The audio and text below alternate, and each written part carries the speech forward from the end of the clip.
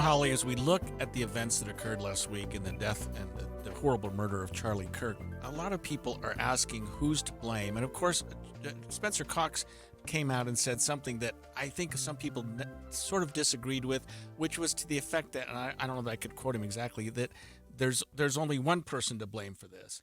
Right, the shooter. Right, the shooter. But there's also some level of social media, some level of his whole getting into this world that he got into and being politicized and being, brought into this dark world probably has some roots in some people that have some culpability here.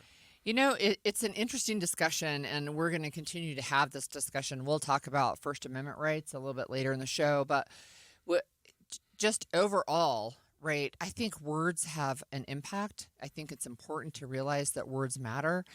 And we're also seeing that even in the aftermath of Charlie's death, that there's some real escalation by some people, right? A real calling for vengeance and retribution, and those types of things are really concerning. And what I saw in the Associated Press earlier today is that when you have especially a high profile assassination, a death like this, that people start to fight over which side was to blame, but then you start to spiral, right? And you start to spiral in violence that you see. So I just go back to a dumb thing. It's the Hatfields and McCoys, right? They were two families, and they fought for a long time, killing each other back and forth. And remember, we talked briefly on one of my fun facts of the day. It was over a pig. And it wasn't until one of their children fell in love with a child of another family that they finally got the feud to stop. But you get this spiral of violence that keeps going. And then it becomes a tit for tat. Well, you killed one of my people, so I'm going to kill one of your people, and on it goes.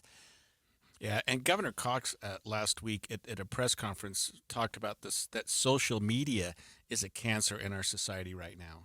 If you look at true political assassinations in this country of someone of this stature, this feels a lot like the late 60s, and having one so gruesomely displayed on camera in all of our hands and in all of our pockets.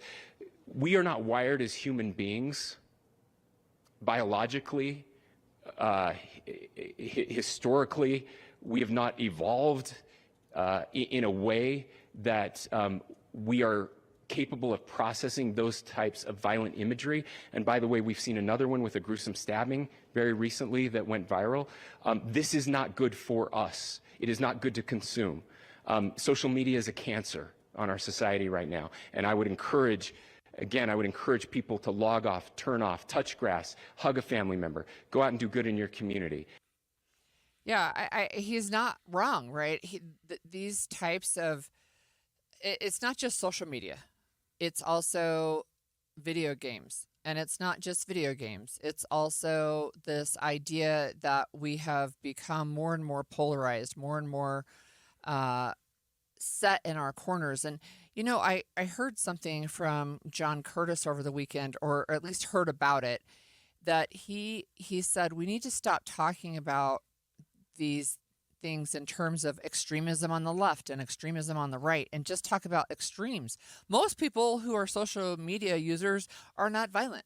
Most people who are gamers are not violent, right? But you can get into these spirals, and they can be fueled by these platforms. Yeah, and you can apparently go down these rabbit holes that are, and I guess I'm too old for a lot of social media, so I don't spend a lot of time on it, but young people do, and even people in my generation do, where they'll start looking at things and reading things and become sort of involved or I don't know, influenced by a lot of what they're reading, and they start buying into it. They start actually being part of the and being upset about what they're reading, getting more and more upset. We had that woman that talked to us last week about how kids go down the rabbit hole and the various steps that. Oh no, it was a psychologist. Right, it was Dr. Hans Watson. Yeah, actually, right. The psychiatrist who was telling us the steps of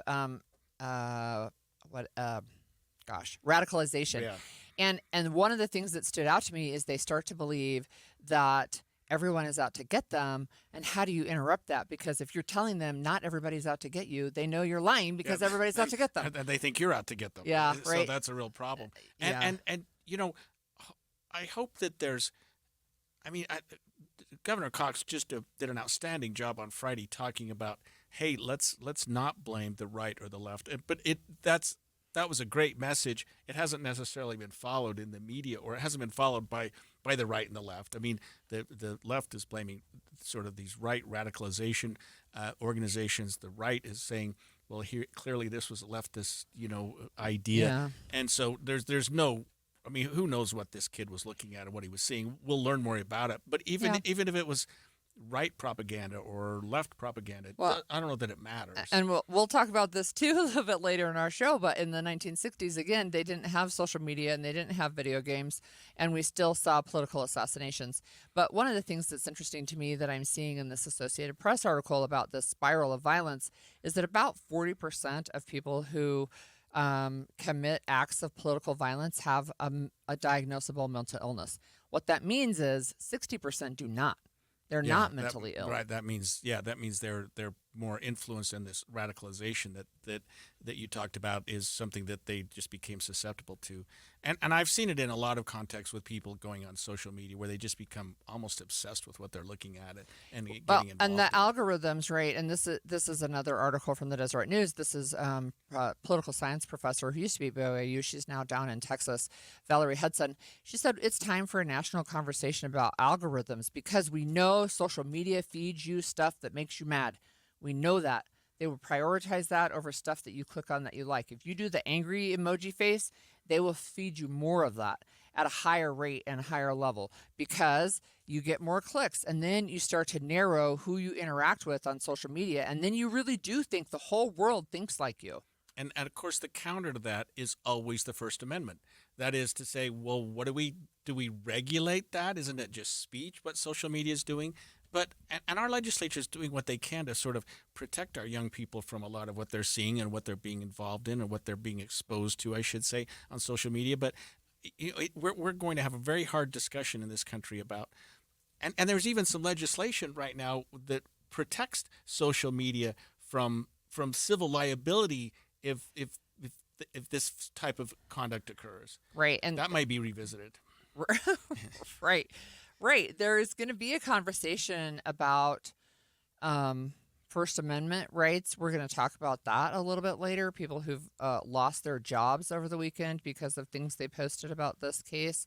It's really, part of it is there's the ability to have a conversation, but to be able to have a conversation, you have to be able to talk to people. Look, I've said this before. First Lady Abby Cox likes to say it's hard to hate people up close. If you are sitting down with a meal, it's hard to hate them. And I saw somebody online this weekend. His name's John Oliver. He was I think a Utah Teacher of the Year a few years ago. He's a Democrat. He sat down with Utah GOP leader Rob Axon, and they had lunch, or they had a Diet Coke together, right? A Utah thing. And he said they talked for an hour. They don't agree on political ideology, but they talked for an hour about how do you move past something like this. And that is how you move past something like this, is you sit and you talk to each other. Right. And I think that's what the governor was trying to tell us on Friday. And I came away with that with such optimism for where we were going to be. But here we are today and looking at the rhetoric that is really in the media, in every sort of platform. It takes time. Right. Maybe so. But, if we're going to continue to blame for other sources for this shooting than what really happened here, we're going to have a problem. So on Friday, speaking of that, a coalition of 7 organizations came together to talk about how we can turn towards each other in times like these. That's coming up next. We're streaming live at KSLNewsRadio.com and on the app for KSL News Radio, sponsored by At Your Service Pros.